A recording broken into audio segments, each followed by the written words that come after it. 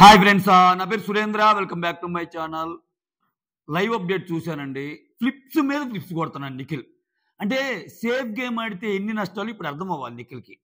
అంటే ఒక వ్యక్తిని బ్యాట్ చేయటానికి వాళ్ళతో ఉన్నప్పుడు ఒక మాట, వీళ్ళతో ఉన్నప్పుడు ఒక మాట చెప్పినప్పుడు సేమ్ సిచ్యువేషన్ మళ్ళా అటువంటి పర్సన్కి ఎదురైనప్పుడు ఆ పర్సన్ డెసిషన్ తీసుకోవడం కష్టమైంది. ఆ పర్సన్ చేసిన పనుల వల్లే. అటువంటిది ఎగ్జాక్ట్గా ఈరోజు నిఖిల్ విషయంలో జరిగింది.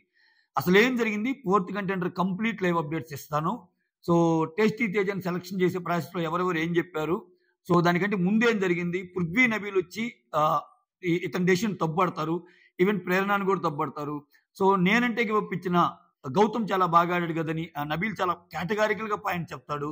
ఇటువంటి చోట్లే పర్సనాలిటీ బయటపడేది, నువ్వు ఇంకా అలా ఉంటే కష్టం అన్నట్టు చెప్తాడు. So absolutely right.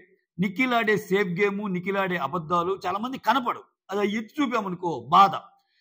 Right, videos నచ్చుతుంటే ఒక లైక్ చేయండి. ఇప్పుడు నేను చెప్పే పాయింట్ కరెక్ట్ అనుకుంటే లైక్ కొట్టి ముందుకు తీసుకెళ్లే ప్రయత్నం చేయండి. వీడియో గౌతమ్ ఎక్సలెంట్ బిహేవియర్ అనిపించింది. సో చాలా మంది ఏం చేస్తున్నారు అంటే యాక్షన్ కోసం చేస్తున్నాడు అతను అన్నట్టు. పోనీ యాక్షన్ కోసం చేసాడే అనుకుందాం కాసేపు. యాక్షన్ కోసం చేసినా మంచిగా ఆయన చేస్తుంది, రక్కస్ ఏం బిహేవ్ చేయటం లేదుగా.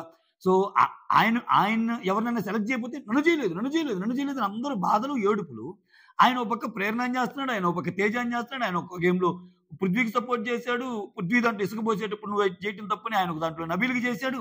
ఆయన దగ్గరికి వచ్చేసరికి ఎవరు చేయకపోయినా క్వశ్చన్ చేయరు. బట్ ఇటువంటిది ఈ రోజు మాత్రం నబీల్ అని పృథ్వీ తీసుకున్న స్టాండ్ అయితే వేరే లెవెల్ అనిపించింది.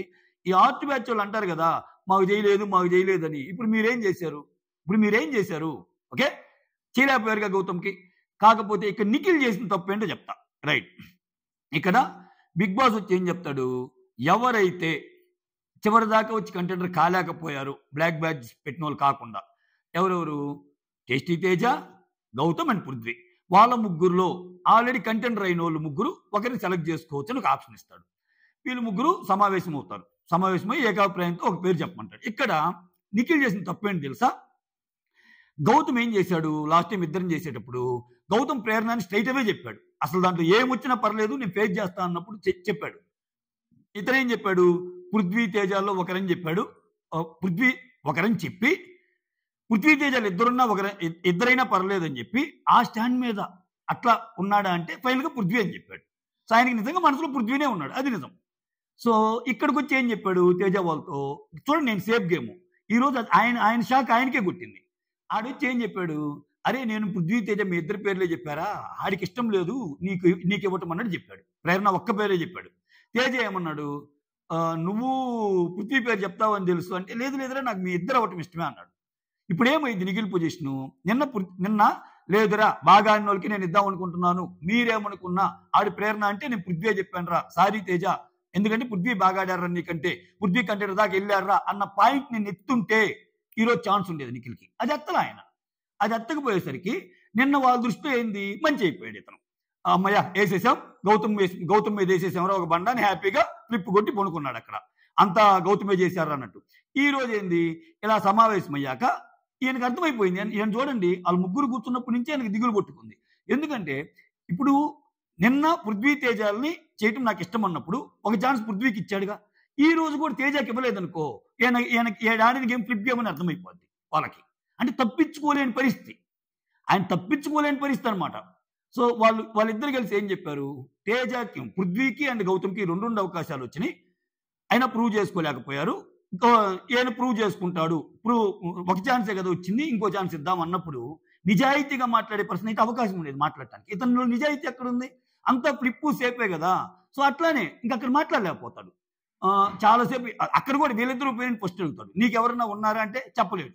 సరేలేరా మీరు అన్నారు కదా తేజ అది ఇదని అంటాడు, అవకాశం ఇద్దామంటాడు. ఎక్కడికి వచ్చి నా మైండ్లో చాలా ఉన్నాయి అది ఇదని చెప్తుంటాడు. ప్రేరణ, నబీలు, పృథ్వీ అందరికి పిలిచి వీళ్ళేమంటారు, అసలు నీకు అవకాశం వచ్చిందా రాలేదా, నీ వంతు అవకాశం వచ్చిందా లేదా, ఒక పేరు చెప్పమంటే అంటే నేను పేరు చెప్దాం అనుకున్నాను రా, కాకపోతే నిన్న జరిగిన సిచ్యువేషన్ ఆల్రెడీ గౌతమ్ వేసినందుకు చాలా బాధపడుతున్నాడు, నాకు తెలుసు గౌతమ్ అలా చేస్తాడు అది ఇది అన్నాడు.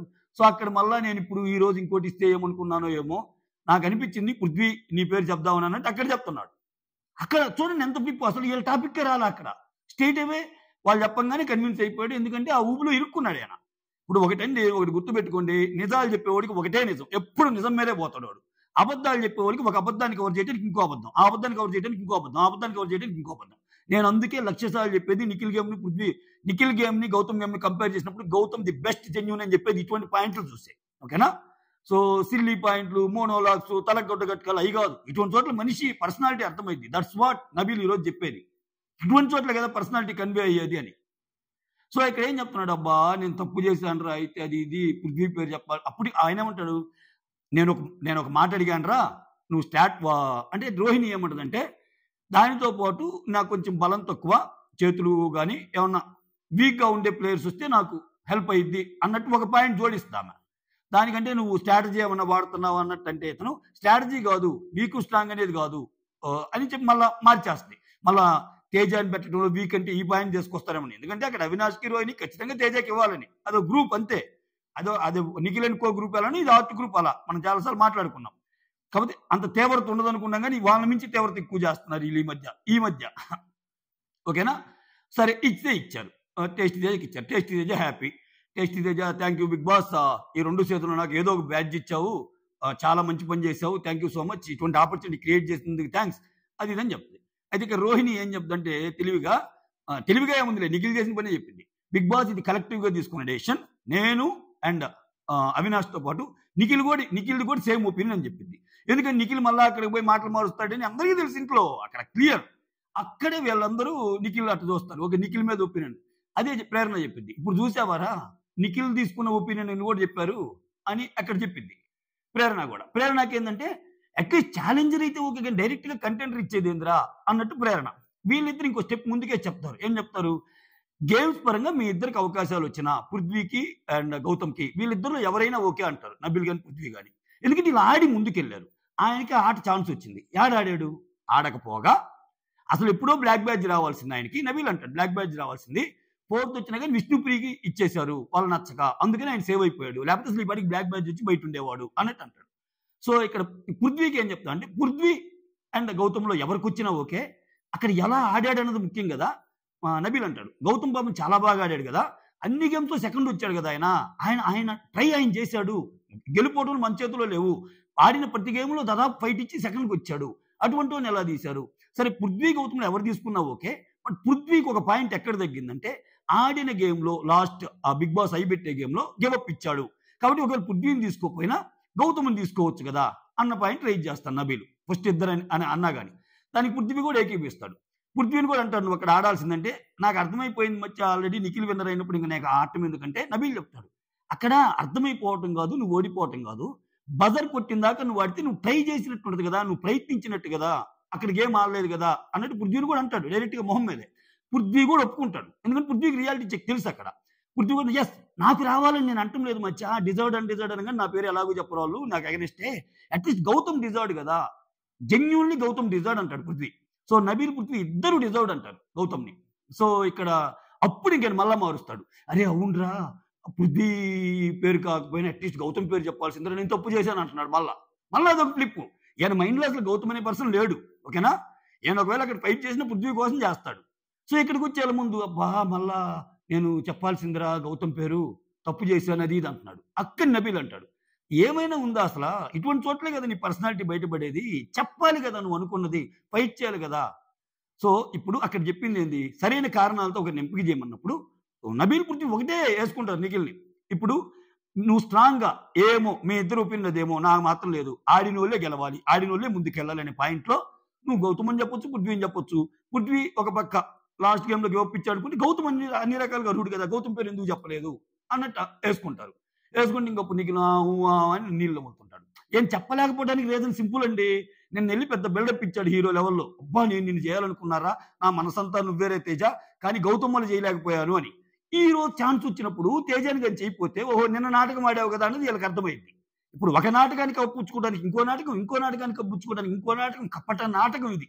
ఈ కపట నాటకం చేసే వాళ్ళందరూ మళ్ళా హీరోలు, వాళ్ళ బా ఏమిరా బాలరాజు ఇది ఎవరన్నా గొంతెత్తితే నీకేం తెలుసు, నిఖిల్ విన్నారు, నిఖిల్ 95% ఓటింగ్, నిఖిల్ దగ్గర కప్పు ఏందిరా గడగలాడిస్తున్నాడు నిఖిల్. పర్సనాలిటీ ఆడ డొల్ల, అంతా డొల్ల పర్సనాలిటీ. ఒక్కరైనా నమ్ముతున్నారా, ఒక్కరైనా? సో జెన్యూనిటీ మ్యాటర్స్ అండి ఇక్కడ. ఎందుకు ఇప్పుడు యష్మి బయటికి వెళ్ళి పృథ్వీకి సపోర్ట్ చేస్తుంది, పృథ్వీలో జెన్యూనిటీ ఉంది. అట్లీస్ట్ పాయింట్స్ బాగా మాట్లాడతాడు పృథ్వీ. లోపల ఏదున్నా కానీ, గొడవ ఉన్నా కానీ, గౌతమ్‌కి ఆయన గొడవ ఉన్నా కానీ చెప్పగలిగాడుగా. అరే నువ్వు గౌతమ్‌కి ఎయ్యాల్సిందని. ఇంత జరిగినా గౌతమ్ బిహేవియర్ చూడండి. వచ్చి వాళ్ళతో చెప్తున్నాడు. అరే మీరు ఇలా ఆడండి, వాళ్ళకి కంగ్రాట్స్, మీకు కంగ్రాట్స్ అని. అవినాష్‌కి చెప్తున్నాడు. ఈ గేమ్‌లో కూడా ఫస్ట్ గేమ్‌లో గాని గెలుచుకుంటే వాళ్ళకి ఫస్ట్ గేమ్‌లో గెలిచిన వాళ్ళకి ప్రయోజనం ఉంటది. సెకండ్ గేమ్‌లో బాగుంటదంటే మన ఇంట్లో వాళ్ళు ఉంటారా? లేకపోతే వేరే సంచాలకులు వస్తారా? ఇవన్నీ అడుగుతున్నాడు. సో యాక్చువల్‌గా గౌతమ్ ప్లేస్‌లో ఏ రోహిణినో, ఏ టేస్టీ తేజనో, ఏ అవినాష్ ఉంటే మొహం ఎలా పెడతారు వాళ్ళు? గౌతమ్ మాతోనే ఉంటున్నావు చేయలేదు కదరా అంటారు. అన్నీ చేయాలి ఆయన. ఆయనేం దేవుడా? ఆయన అందరికీ చేయాలి హెల్ప్. విచిత్రం ఏంటంటే ఆయన ఆయన హౌస్‌లోకి వచ్చాక అందరికి చేశాడు కూడా. రోహిణి టీ షర్ట్ కాబట్టి హెల్ప్ చేశాడు. నబీల్‌కి ఇసుక టాస్క్‌లో హెల్ప్ చేశాడు. అవినాష్ టీ షర్ట్ కాదు. తేజ టీ షర్ట్ హెల్ప్ చేశాడు. హరితేజకి షీల్డ్ ఇచ్చాడు. ప్రేరణ కోసం ఆడాడు. నైని పవన్‌కి షీల్డ్ ఇచ్చాడు. యష్మి టీ షర్ట్ కాపాడాడు. ఇంక ఏందిరా స్వామి చేసేది? ఎన్నెన్ని చేస్తాడు ఒక మనిషి? ఆయనకు అవకాశం ఉన్న ప్రతిదీ చేస్తున్నాడు. అయినా గాని దాంట్లో మీరు భూతత్వం పెట్టి లేదు తూచి నువ్వు 2 సార్లు వాళ్ళకి చేసావు, ఒకసారి మాకు చేసావు, 3 సార్లు వాళ్ళకి చేసావు, 2 సార్లు వాళ్ళకి చేసావు అని బండలేయటం ఆయన మీద. ఏందిది? అసలు ఏందిది? సో ఇదంతా జరిగిందనమాట. ఆ తర్వాత పాయింట్ పెట్టాల్సిందే అంటారు పృథ్వీ నగులు. నువ్వు పాయింట్ పెట్టాల్సిందిరా. యాక్చువల్‌గా బ్లాక్ స్టార్ తేజకి అదన్నీ చెప్పుకున్నాంగా. సో ప్రేరణ వచ్చి నిఖిల్‌తో అంటది. అయిందేదో అయిపోయిందిలే ఇంకా మంచిగాడు అని. మంచిగాడు ఎందుకంటే ఇప్పుడు నీకు పృథ్వీ లేడు, గౌతమ్ లేడు, స్ట్రాంగ్ ప్లేయర్స్ అపోజిట్‌గా మిగిలిన ముగ్గురు ఉన్నారు. సో వాళ్ళతో ఆడు అని. అందుకే ఇప్పుడు మనం ఒకటి తెలిస్తే దైవం ఒకటి తెలుస్తాడు. ఇన్ని ఫ్లిప్పులు చేశాడు కాబట్టి ఆ టికెట్ ఫినాలే కూడా ఆయనకి పోయింది అవినాష్‌కి. సో వద్దు ఇటువంటి గేములు చాలా ఇటువంటి చోట్ల పర్సనాలిటీ డిఫైన్ చేయబడేది. ఇటువంటి చోట్ల నువ్వంటే ఏంటో తెలిసేది. ఇంకైనా మారు, ఇంకైనా అని చాలా డైరెక్ట్‌గా చెప్తాను నబీల్ అయితే. ఇటువంటి సిట్యుయేషన్స్ క్రియేట్ అయ్యేది ఎందుకు? అట్లీస్ట్ నీకు ఛాన్స్ వచ్చినప్పుడు నేను ఒప్పుకోను. కావాలంటే ముగ్గురులో గేమ్ పెట్టి తెద్దాం. లేకపోతే ఇంకోటి ఆర్గ్యూ చెయ్యి. నీ పాయింట్స్ పెట్టు. ఇక్కడ ఆయన ఏ పాయింట్స్ పెట్టలా ఆలోచించి సింపుల్‌గా ఇటు వచ్చాడు. లైవ్ చూసే వాళ్ళకి మనకు అర్థం కాదు. ఎపిసోడ్ అయితే ఓకే. చాలా బిందాస్‌గా ఆయన మనల్ని అపోజ్ చేసింది లేదు, ఏం లేదు. సరేలేరా వాడు కూడా బాధపడుతున్నాడు కదరా ఇట్లా చెప్పాడు అక్కడ. సరేలేరా తేజకి ఇవ్వటం కూడా ఒక ఛాన్స్ మంచిదేరా అని. ఇక్కడికొచ్చి అరే వాళ్ళిద్దరు తేజ తీసుకున్నారా? నేను వాళ్ళని టెస్ట్ చేశాను. వాళ్ళిద్దరు తేజదనకి నాకు ఎక్కడుంది ఛాన్సు అది ఇదని ఇక్కడ చెబుతున్నాడు.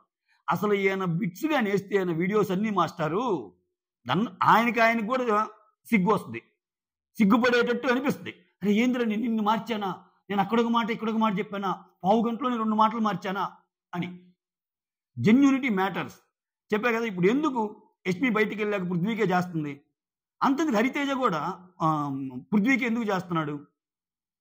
గౌతమ్‌కి చేస్తుంది హరితేజ. బయటికి వెళ్ళి ప్రతి వాళ్ళతో సంబంధం లేకుండా ఇటు పక్క గౌతమ్‌ని కొంతమంది సపోర్ట్ చేస్తుంటే వాళ్ళ టీంలో పృథ్వీని ఎక్కువ సపోర్ట్ చేస్తున్నారు న్యూట్రల్‌గా ఉండేవాళ్ళు. ఎందుకని? అది పృథ్వీ జెన్యూనిటీ. ఎంత గ్రూప్‌లో ఉన్నా జెన్యూనిటీ కనిపిస్తుంది. తప్పులు చేయలేదంటే ఆయన ర్యాష్‌గా ఆడటము ఎన్ని తప్పులు ఆల్రెడీ చెప్పుకున్నాం. అంత ఇది ఉండకూడదు కోపం. కానీ ఏదో ఒక మూల అరే ఎన్నున్నా అది జెన్యూన్ రా పృథ్వీ అనే పర్సన్ జెన్యూన్ రా అని పేరు తెచ్చుకున్నాడు. అదే నేను చెబుతుంది. బిగ్ బాస్ ఏదంటే ఇట్స్ ఆల్ అబౌట్ విన్నింగే కాదు. నువ్వు బయటకు వచ్చేటప్పుడు అంతెందుకు నిఖిల్ పృథ్వీ బయటకు వస్తారండి 15 వారాల తర్వాత. అరే వీళ్ళిద్దరిలో ఎవరు జెన్యూన్? పృథ్వీ. అరే వీళ్ళిద్దరిలో ఎవరు సేఫ్‌గా మళ్ళా? పృథ్వీ. అరే వీళ్ళిద్దరిలో ఎవరు కరెక్టరా? పృథ్వీ. అదే కదా సంపాదించుకోవాల్సింది మనం. 15 వారాలు అదే కదా సంపాదించుకోవాల్సింది. ఇప్పుడు నిఖిల్ అండ్ గౌతమ్‌తో పోల్చుకుంటే వీళ్ళిద్దరిలో విన్నర్ మెటీరియల్ ఎవర్రా? గౌతమ్. అరే వీళ్ళిద్దరిలో అబద్ధాలు ఆడింది ఎవర్రా? గౌతమ్. అరే వీళ్ళిద్దరిలో ఎవరిలో సేఫ్ గేమ్ ఆడింది ఎవర్రా? గౌతమ్. అది కదా విన్నర్ కావాల్సింది.